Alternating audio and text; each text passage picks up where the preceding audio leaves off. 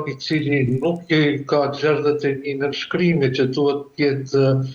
garancë për të marrë nominimin. Kështu që nominimi I presidentes për zotin Konjufca është bërë mbi bazën e gjasave. Pra nëse do të ketë gjasa për t'i bërë gjerdhet e një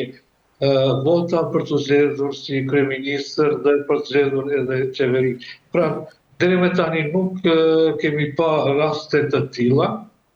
edhe më parë kur presidentët kanë mandatuar kandidatët për kryeministër, është dashur që të presidenti të shkohet me gjerdhet e një firma. E qartë. Zoti Ziri, nga ana tjetër, si mund të lexohet dhe fakti që partitë e tjera pra refuzuan të propozojnë mandatar për qeverinë e re? Partitë e ishtë bllokut opozitar flasin për lidhjen demokratike të Kosovës, e cila që fillimisht ka propozuar një qeveri teknike gjithë përfshirëse deri në prillin e vitit ardhshëm, ku edhe do të mund të organizoheshin në zgjedhjet e reja, edhe ato të parakohshme, me çrast kur në moment do t'i kalonte, do të përmbushte Vjosa Osmani mandatin e saj 5 vjeçar dhe do të vijë koha për zgjedhjen e presidentit të ri. Nga ana tjetër, Partia Demokratike, por edhe Aleanca për Armërinë e Kosovës dhe Nisma, asnjëherë nuk kanë qenë të sigurta se kanë gjerdhet e një numra për të bërë qeveri, kështu që partitë e ish bllokut opozitar kanë hezituar që bëjnë apo të propozojnë një mandatar të tyre me mungesë të këtyre numrave. Pasi që 10 deputetët e pakicave jo sërbe, diku në 6 ose 7 nga ta kanë deklaruar se nuk do t'i bashkangjitem çfarëdo propozimi për qeverinë e ish partive të ish bllokut opozitar. Kështu që në mungesë të numrave as këto parti nuk kanë propozuar apo nuk kanë ndërmarrë ndonjë hap për të formuar qeveri e tyre. Ajo që është ditur që nga mujt, ndoshta muj mars, është konkluduar se nuk ekziston shumica tek asnjëra palë, pra as tek vendosja me partitë të saj aleate, por as të partitë e tjera që vinin nga ish bloku opozitar. Kështu ka qenë rezultati I zgjedhjeve parlamentare të nënshkurtit, që ka qenë vështirë për të bërë qeveri nga asnjëra palë për shkak si tjetë polarizimit skajshëm të skenës politike kosovare. E qartë, zoti Ziri, gjithë ky vendim I ditës së dieshme, a mund të thuhet tashmë se është bërë për të zgjidhur të gjithë krizën politike që po ndodh tashmë në Kosovë? Propozimi tjetër nuk zgjedh krizë,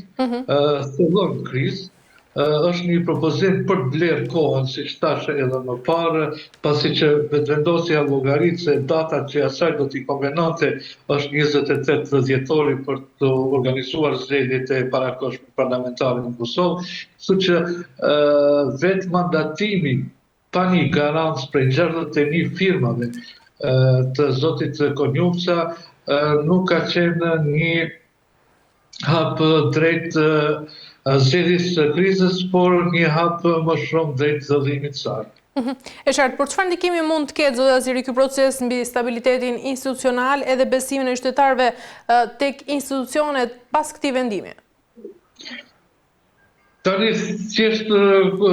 Kosova po hyn në një krizë gati se thuaj se të panjohur. Megjithatë, kjo humbje kohe natyrisht mund t'i kushtoj Kosovës në shumë procese. Rrezikon për të mbetur edhe pa buxhet,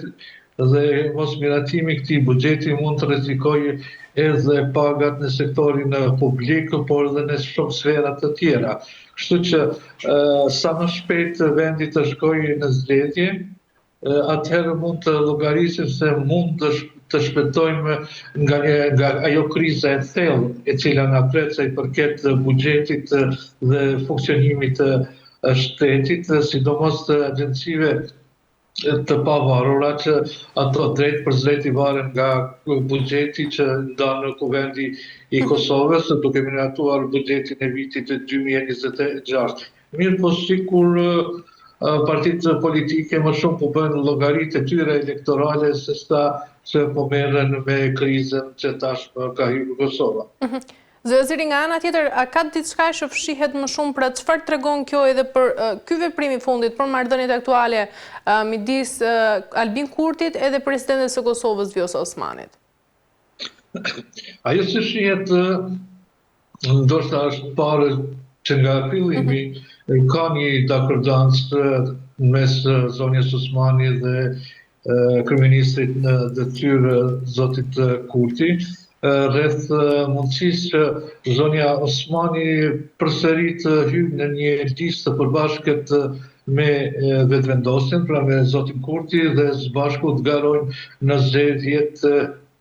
e prillit, pasi që ata janë duke bërë një farë lloj projekcioni që Kosova do të ketë prapë dy palë zgjedhje, do të mbajnë zgjedhjen në dhjetor, por edhe zgjedhjen në prill, duke llogaritur në pamundësinë e zgjedhjes së presidentit të vendit, pasi që duhet aty të tretat e deputetëve për të qëndruar në sallë dhe zgjedhja bëhet në rundin e tretë me një shumicë të thjeshtë nga 41 deputet. Pra këtu është ajo që po i bën bashkë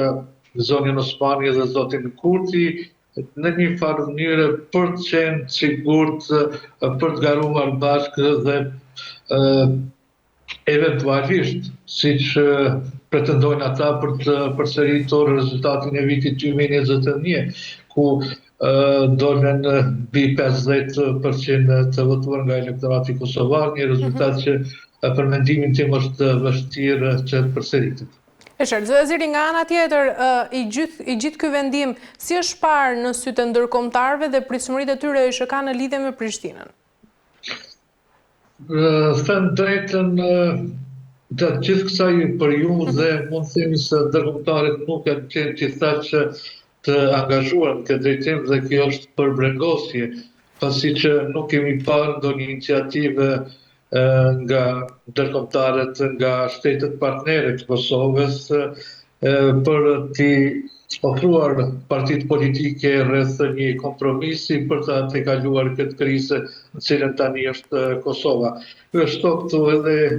ajo që është fakt, ne nuk kemi akoma ambasador të Shtetit Bashkuara të Amerikës në Prishtinë, pasi që nëse marrim parasysh traditën apo në të kaluarën, në këto lloj ngërçesh politike, në këto kriza institucionale ka qenë ambasadori i Shtetit Bashkuara të Amerikës, por edhe ambasador të shteteve të tjera të Perëndimit, të cilët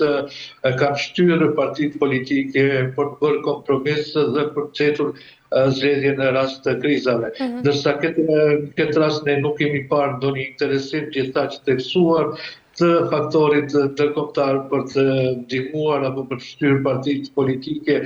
drejt kompromiseve që do të rezultonin me formimin e qeverisë dhe me daljen nga kjo krizë të cilën jemi. E qartë. Mirë, zotëziri, një tjetër çështje e rëndësishme është edhe ajo që vjen lajmi nga Bashkimi Evropian, ku Komisionerja e Zgjerimit TBS Marta Kos ka sinjalizuar nga Brukseli se Bashkimi Evropian mund të heqë së shpejti masa ndëshkuese të vendosura ndaj Kosovës në vitin 2023. Ne ndiqemi insertin dhe rikthehemi për të kuptuar më shumë. Komisionerja e Zgjerimit Marta Kos ka deklaruar të martën nga Brukseli se BE mund të heqë së shpejti masa ndëshkuese për Kosovën të vënave në vitin 2023 pas rritjes tensioneve në veri. Për sa i përket masave ndëshkuese ndaj Kosovës, në progres raport ne besojmë se mund të heqim këto masa sa më shpejt jetë e mundur, pasi edhe zgjedhjet lokale u zhvilluan në mënyrë të qetë dhe normale, tha Kos. Ndërkohë nga ana tjetër, Kos mbajti një shëndrim më kritik sa i përket Serbisë, duke thënë se duhet i përmbahet angazhimeve. Sa i përket Serbisë, progres raporti është kritik sigurisht. Nga ana tjetër, ne jemi në mënyrë konstante në komunikim me qeverinë me presidentin Vučić. Ata na kanë premtuar se do të arrijnë të përmbahen angazhimeve. Ne po presim që kjo të ndodhë në të ardhmen e afërt. Ka qenë një vit i vështirë për Serbinë sepse ka patur një proces ku krijuar një qeveri e re. Ne duhet të pranojmë që duhet të ketë një ritëm tjetër në zbatimin e rekomandimeve që kanë të bëjnë me ligjin e ri elektoral. Vazhdoi mëtej Kos gjatë një konference që mbajti me gazetarët pas prezantimit të progres raportit për vendet kandidate për në Bashkimin Evropian. Mirë, zotëziri, cili është mesazhi politik që dërgon deklarata e Marta Kos për heqjen e masave ndaj Kosovës pikërisht në këtë moment? Heqja e masave ndëshkuese të Bashkimit Evropian për Kosovën bazuar edhe në atë çfarë ka thënë Marta Kos, por edhe në deklarata që vinin gjatë ditëve të kaluar nga Brukseli, të lidhem në drejt për drejti tashmë pas zgjedhjeve lokale, se si do të bëhet apo realizohet periudha e tranzicionit të pushtetit nga që ka të bëjë sidomos me 4 komunat në veri të Kosovës, pra me Mitrovicën e Veriut, Zvečanin, Leposavicin dhe Subin Potokun, që kishin ndërmjet një kryetar udhëhiqin nga kryetar shqiptar. Dhe varet shumë se si do të bëhet ky tranzicion tashmë, kur dihet se lista serbe ka fituar të 4 komunat që në rundin e parë. Megjithatë, unë përsëri kam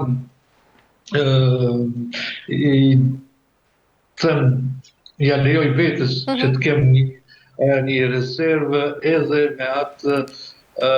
që ka të bëjë me asociacionin e komunave me shumicë serbe, pra heqja e masave nga bashkimi, masave ndëshkuese nga Bashkimi Evropian për Kosovën, mund të ndërlidhet edhe me atë që është një kërkesë e vazhdueshme e zyrtarëve evropian nga Brukseli, që ka të bëjë me asociacionin e komunave me shumicë serbe.